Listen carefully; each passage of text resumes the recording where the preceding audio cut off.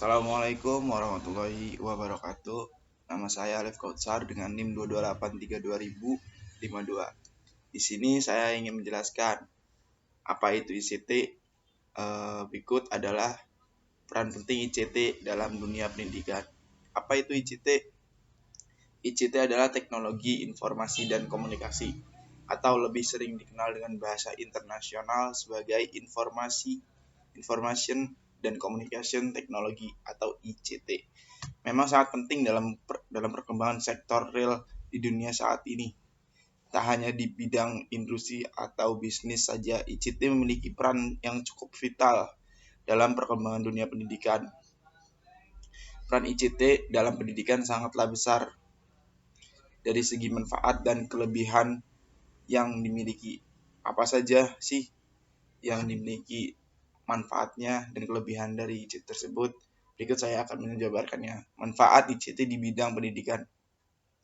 Menurut UNESCO, pada tahun 2013 lalu, ada beberapa manfaat atau kegunaan ICT di bidang pendidikan yang sangat penting, antara lain, yang pertama, bisa meningkatkan kesetaraan pendidikan. Yang kedua, memudahkan dan memberikan akses luas terhadap pendidikan. Yang ketiga, bisa meningkatkan efektivitas dan efisiensi manajemen, pengelolaan, dan administrasi lembaga pendidikan. Bisa meningkatkan profesionalisme pengajar di bidang pendidikan. Dan yang terakhir, yaitu kelima, meningkatkan mutu dan kualitas pembelajaran antara guru dan murid. Peran ICT dalam pendidikan sangat mendukung visualisme ide abstrak, bisa memudahkan sistem pembelajaran atau pemahaman terhadap materi yang diajarkan oleh guru, dan memungkinkan interaksi positif antara guru dan muridnya di dalam kelas pembelajaran. Setidaknya, penyampaian materi tertentu bisa lebih menarik. ICT menjadi sumber kurikulum dan konten yang memiliki kapasitas tidak terbatas untuk akses ilmu pengetahuan lebih baik lagi. Menguasai ICT menjadi hal prioritas yang harus dipahami oleh semua guru sebagai standar kompetensi di era digital ini. Peran ICT bisa membantu manajemen administrasi lembaga pendidikan dalam mengelola masalah administrasi. Dengan fitur ICT, sekolah atau lembaga yang lebih akurat sehingga pengambilan kebijakan sekolah bisa lebih tepat sasaran. Kelebihan dan kekurangan ICT. ICT memang menawarkan banyak kelebihan dan manfaat yang sangat besar dalam mendukung sistem pembelajaran lebih bermutu. Para siswa bisa mengakses semua ilmu yang diberikan lewat perangkat teknologi yang terkini. Menggunakan kecanggihan teknologi, guru bisa mengajarkan gambar atau video yang mendukung materi sehingga pemahaman siswa bisa lebih meningkat dibandingkan dengan tata ajar biasa. Selain itu, manfaat ICT memberikan kelebihan dari segi penilaian kemampuan para siswa. Para pengajar bisa melihat kemampuan peserta didik lewat ujian berbasis komputer. Setidaknya ujian dengan metode komputerisasi bisa memberikan hasil ujian yang semestinya. Resiko siswa menyontek untuk mendapatkan nilai tinggi bisa ditekan sebaik mungkin. Standar pendidikan bisa lebih meningkat dengan keberadaan peran ICT. Tentu ada beberapa kekurangan yang masih menjadi bahan pertimbangan atau evaluasi kebijakan di sekolah.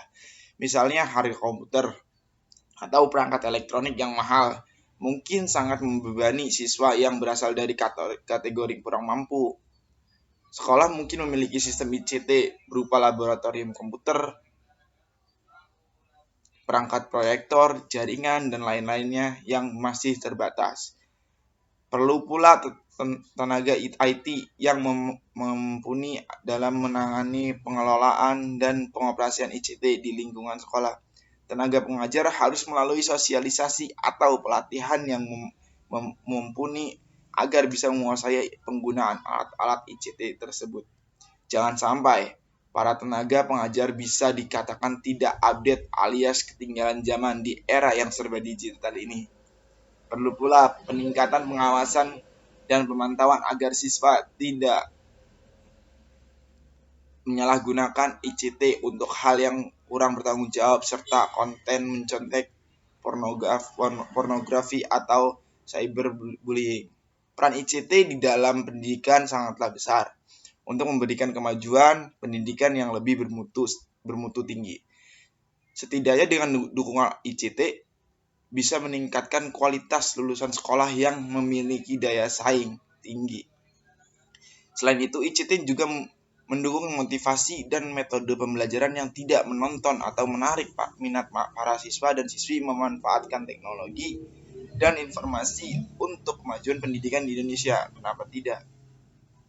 Apalagi di tengah pandemi virus corona ini. Seperti saat ini, instansi biasa mengembangkan learning management system atau yang disebut LMS untuk melakukan pembelajaran jarak jauh. Soal kebutuhan server, Anda bisa menggunakan laptop ataupun perangkat lunak yang lainnya. Cukup sekian. Saya Alif Fauzar. Wassalamualaikum warahmatullahi wabarakatuh.